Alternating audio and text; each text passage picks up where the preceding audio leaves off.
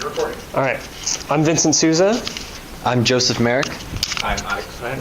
I'm Daniel Jose. And our company is Alternative Energy Solutions, or AES. We were founded in 2018, located in San Jose, California, and we specialize in maximizing the potential of renewable energies. Alternative Energy Solutions strives to implement innovative techniques for renewable energy production in California. So this is a breakdown of California's energy sources. So as you can see, 49% of California's energy comes from natural gas. Hydro is 14.5, solar is 9.6, nuclear being 9.5, wind 7, geothermal 6.3, and biomass only 3%. And Alternative Energy Solutions wants to increase the energy from biomass energy.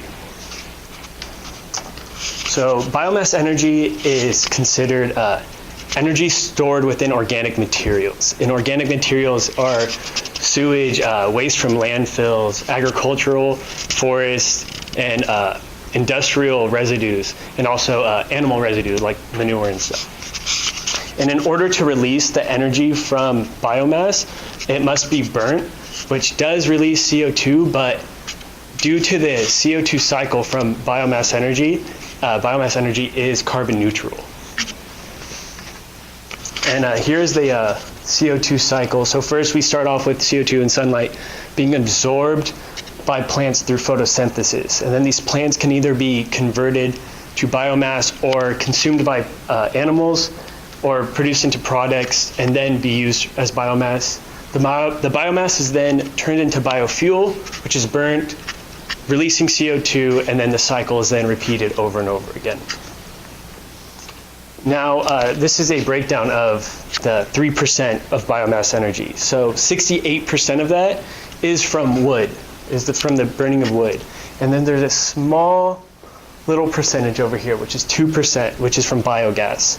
And this, since natural gas is 49% of California's energy, biogas can be implemented into any use of natural gas.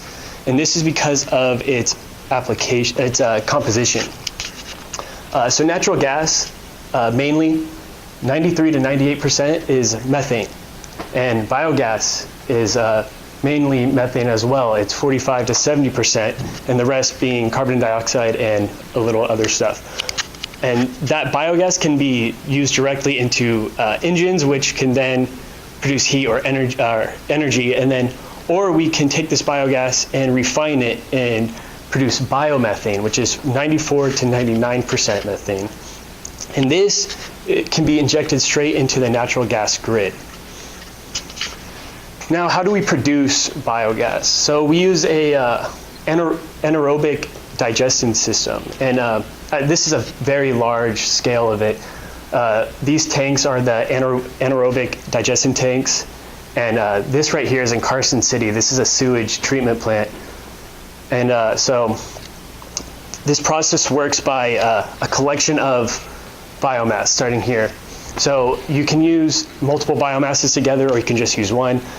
So this biomass is then inserted into the anaerobic digester tank, and then the biogas in the tank. Enzymes break down the biomass, which releases biogas, and then the biogas is then collected and can either be inserted into an engine to produce heat or electricity, or it can be refined into biomethane, which can go into the gas grid or into other engines.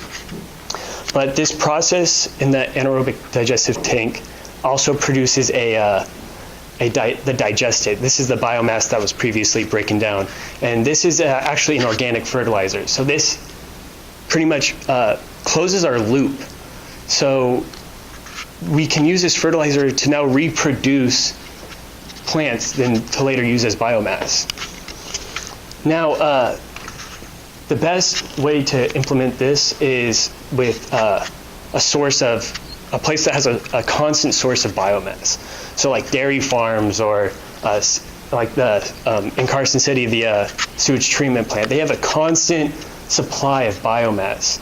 And these places would they don't need to have energy, so they can either produce energy and put it back into the electrical grid, or refine the biogas and then inject the biomethane into the natural gas grid. But power plants or other facilities can also use these systems, but they have to have a collection service to provide biomass, and also a disposal service to get rid of all this organic fertilizer. But this is a very large scale system, and it's kind of hard to implement into small areas, so other renewable sources are more beneficial. Including wind energy. And in California's energy production for 2016, the wind energy took up 7%. But if you include just renewables, that jumps up to 39%, which is the equivalent of about 13,000 gigawatt hours.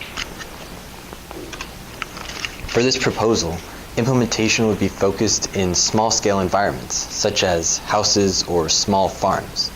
And the reason for this focus is a more personal use, but also to stop using the California power grid system, which, as you saw earlier, was 50% natural gas, which is a fossil fuel.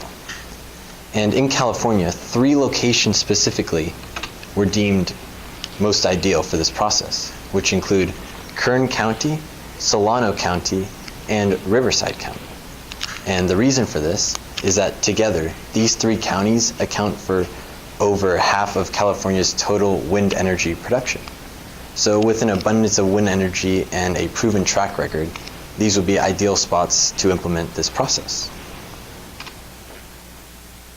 So traditionally on large-scale wind farms, a horizontal axis on the left there, wind turbine would be used. However, for the small-scale backyard, front yard implementation, a horizontal axis wind turbine will instead be used. In specific, a Darius configuration. For more detail, here you go. In the center is a rotating mast, which is flanked by either 2 or 3 C-shaped blades. And the immediate benefit of this is for wind direction.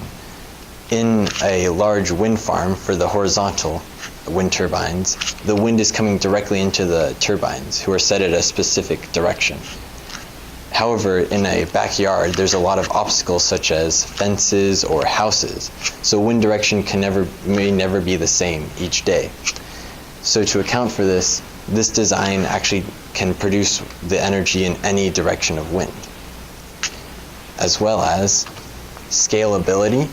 Just by downsizing the internal mast, you can fit these pretty much anywhere within a 3x3 frame. In addition to wind direction, wind speed is another critical success factor. For traditional wind turbines, the minimum amount of wind speed that is needed for production is around 3.5 meters per second. However, in a variable wind speed location, this may not be effective enough and the system might fail. However, in 2017, Malaysian researchers tested the Darius configuration and found that it can reach all the way down to 1 meter per second at a moderate efficiency. And this has amazing potential for at-home use or a small farm use. Because if you're dependent on this energy source, you don't want any off times throughout the day or anything to get in the way of that wind from giving you your energy. The next innovation actually delves into the physical side, specifically the bearings. On a traditional wind turbine, there's one set of bearings right where the blades are at the top. However, in this design, there's actually 2 sets, the upper and the lower. And with 2 bearings, this causes twice as much heat to be produced. And heat relates to friction, which means that energy is lost. To counteract this, we will implement what is known as permanent magnetic bearings into each of the spots. And this permanent magnetic bearing includes multiple sets of magnetic rings that are encased in a magnetic sleeve. So with none of the parts actually connecting, the rotating mast is still able to function, and there's very little heat being produced. However, the biggest problem for wind energy is storage. Currently, there's no reliable way to store any amount of energy. As soon as the wind turbine stops spinning, that power connection is severed and you're powerless. To solve this, we will implement a hybrid energy storage system, or HESS. What a HESS is made up of is two components. First, a battery, which will be talked about later, and the second is what is known as an SMES, or superconducting magnetic energy storage, which is shown here. As the name suggests, it's centered around a magnetic coil that outputs a magnetic field constantly. And what this does is actually traps in the energy. But for accessibility, a cryogenic refrigerator is added next door. What the refrigerator does is either cools or heats up the coil, allowing for usage. For a 100% discharge rate, 140 Kelvin is the temperature set for the coil, and for 100% retention or charging, 4 Kelvin is used. And the biggest benefit of an SMES is the efficiency. At 95% efficiency, along with the already efficient wind energy system, this makes a perfect combination. And for that second part of the HESS is a normal battery. And there's multiple options such as lead acid or sodium sulfur, but the recommendation for this proposal is a lithium ion battery. The reason for this, once again, is efficiency. At over 90% efficiency, it far outclasses its competition, as well as the cycle life. If multiple wind turbines are going to be set up to this system, there's going to be constant discharge and recharging of the battery. And if it can reach up to 10,000, as it says here, that would just be a perfect fit. However, this is a more small-scale solution to renewable energy. For a larger production, you need a larger foundation.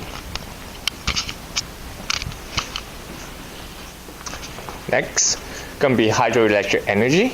Other than wind energy and biomass, hydroelectric energy is also the biggest contribution to the renewable energy generations. Hydroelectric energy generate around 80% of the overall worldwide renewable energy generations.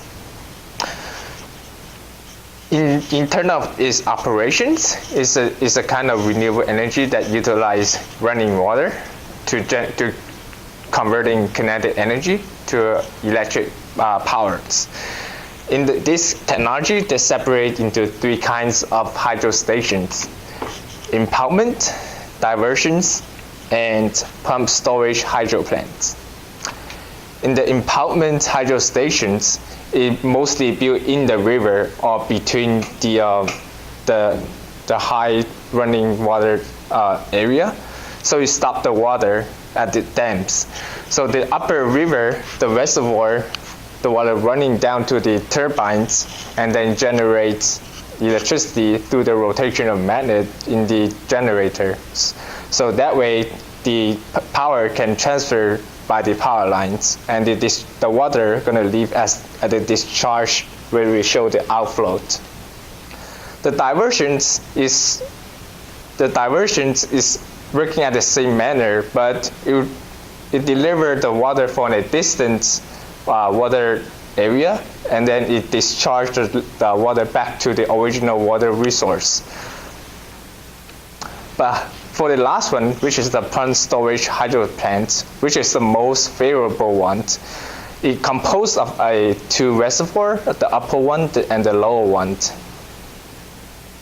The reason why it composed of two kinds of reservoir, because the upper reservoir is going to go through the turbines and create electricity, and the discharge water is going to go out to the lower reservoir. That's happening during the high energy demand.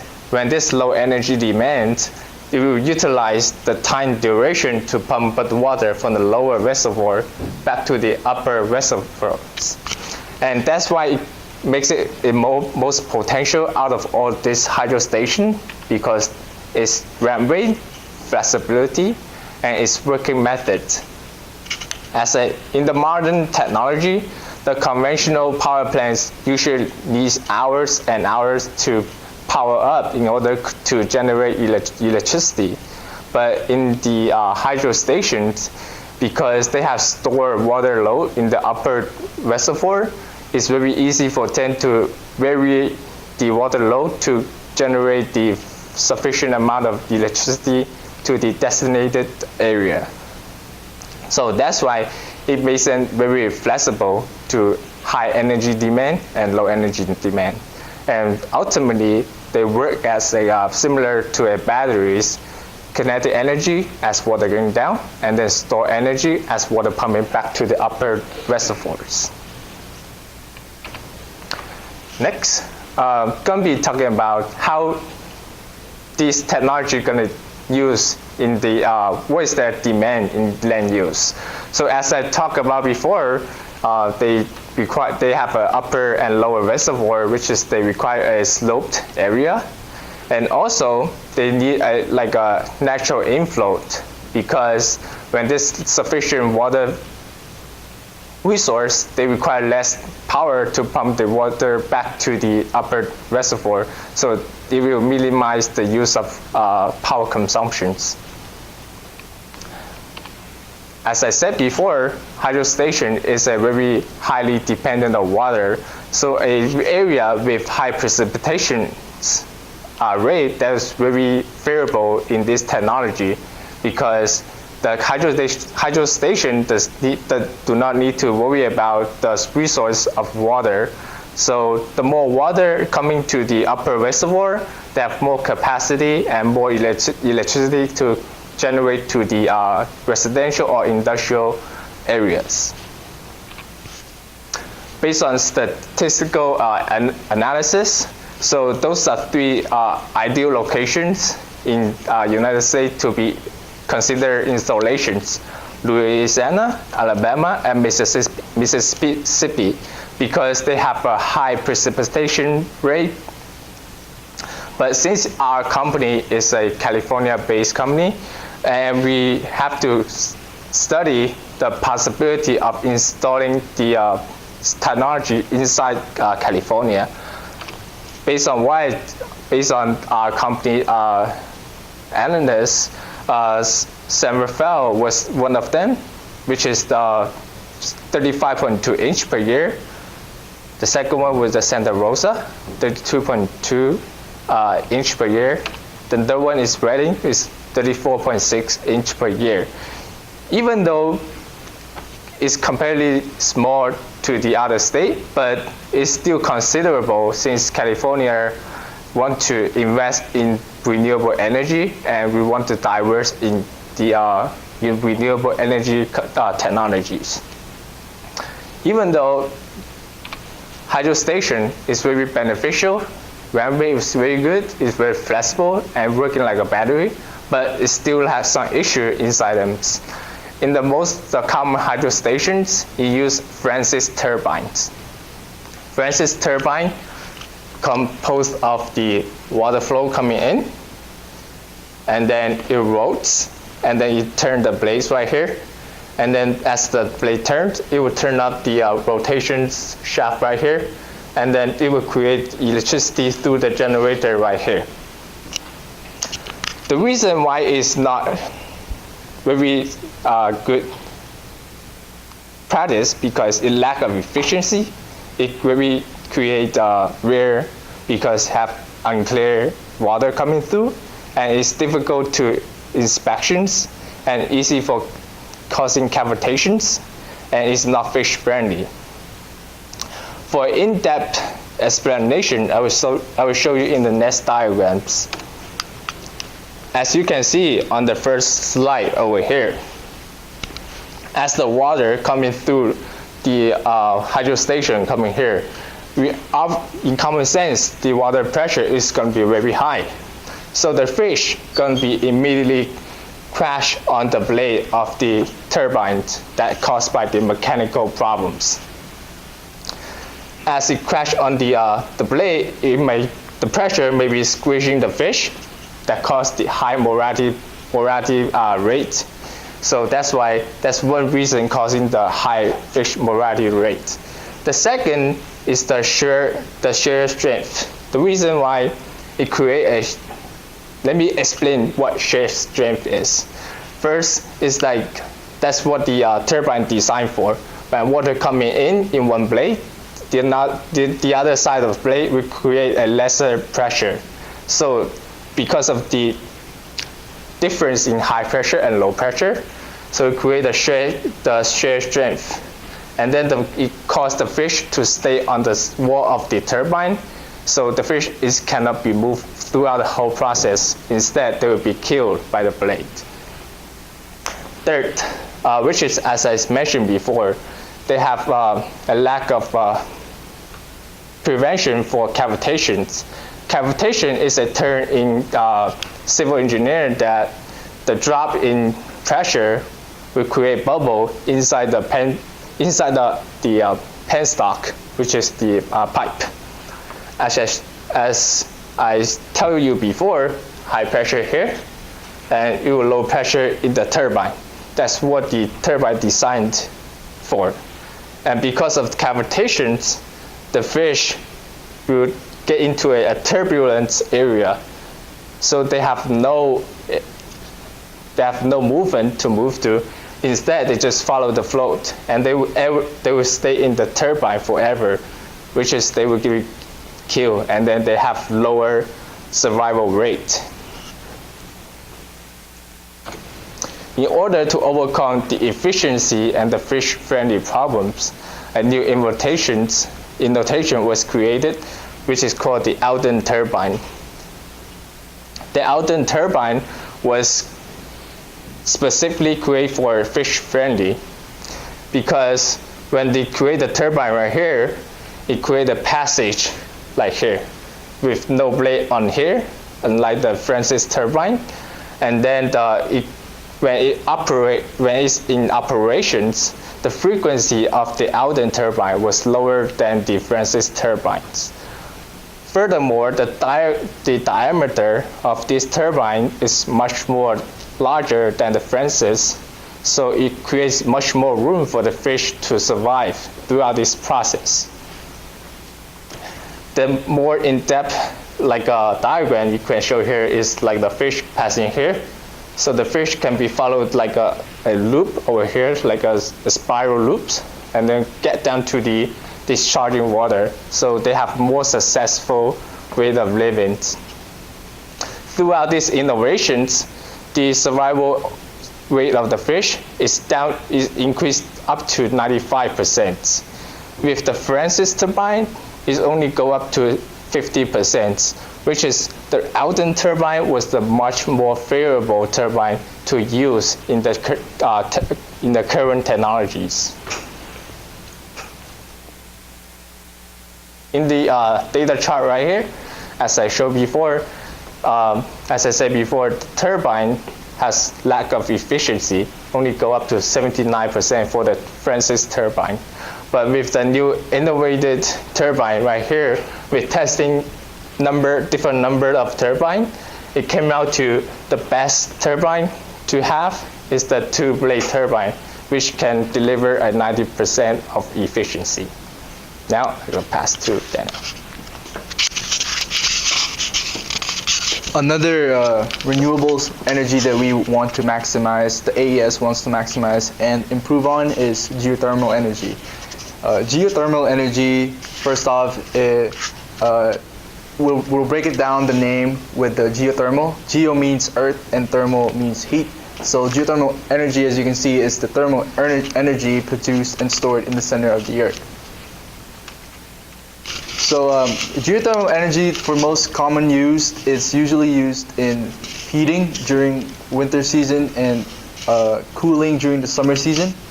And as you can see, we actually have some locations here in California where geothermal energy is being used. One in North San Francisco, the geyser in North San Francisco. This is actually the world's largest or biggest geothermal single field that comprises 22 geothermal power plants that has installed capacity of 1,500 megawatts. And another geothermal power plant that we have here in California is in Hudson Ranch in California's Imperial Valley. That one actually powers nearly 50,000 homes and businesses. And in California alone, we actually produce power more than any other state. And it accounts more than 20% of the total geothermal energy production worldwide. So there are actually two types of power plants that are currently being used today. The first one is the dry steam power plant. This one uses a hydrothermal fluid that will then be used as primarily as a steam that can generate power and electricity. And the second one is the flash steam power plant. This one will then also use the hydrothermal fluid, but for this one it requires a temperature of 360 degrees Fahrenheit or 182 degrees Celsius, which is pretty high, and will also use steam to direct the turbines to generate the electricity. However, there are some disadvantages for these two types of plants. First being the accessibility of the hydrothermal fluid. Because of the very high temperature of the hydrothermal fluid, it's very hard to find locations that can have these kind of geothermal resources. The second one is both of these power plants actually produces or emits two harmful gases into the atmosphere, which is not good for the environment. And then the third one is the efficiency, because both of these power plants actually produces excess steams that can reduce or lower the efficiency and reliability of the power plants. So now our company AES proposes that we will have a new binary technology called the organic Rankine cycle that can increase power output and cycle efficiency. So for this one, it allows both high and low to mid temperature geothermal resources to be tapped into electricity and energy production.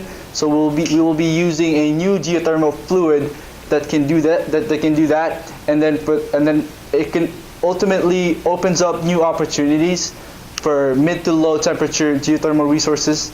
And this will also be a closed loop system that can prevent any components from having any contact with the fluid. So the process being is that this geofluid will be extracted straight from the well up to the heat exchanger. The first sequence will be into the high pressure heat exchangers, and it will then be passed into the organic fluid, and then will be vaporized and passed through the high pressure turbine inlet. And then after that, it will also be passed through the second sequence of low pressure heat exchangers, will then be passed and vaporized through the low pressure turbine inlet. And finally, after that, will then be produced and directly into the turbine, and will then in turn to produce electricity. Finally, that geothermal fluid will then be re-injected down back to the well and be reused again as for another cycle. So the advantages of this binary plant is that it has a superior efficiency up to 6% additional over the other plants that were mentioned, and it also has a better exploitation of high enthalpy resources. It has a less maintenance due to the single disk and lower vibration. It is also an easy maintenance that can take an entire operation for about 4 hours, and extreme flexibility for changing geofluids. And last but not the least, it is very suitable for low temperature heat sources. To conclude our conclusions, our goal was to implement renewable energy technique to applicable locations throughout the whole California with our experience in biomass, wind and hydros, and geothermal energies. So for our proposal, we will be sending it to California Environmental Protection Agency, or Cal EPA.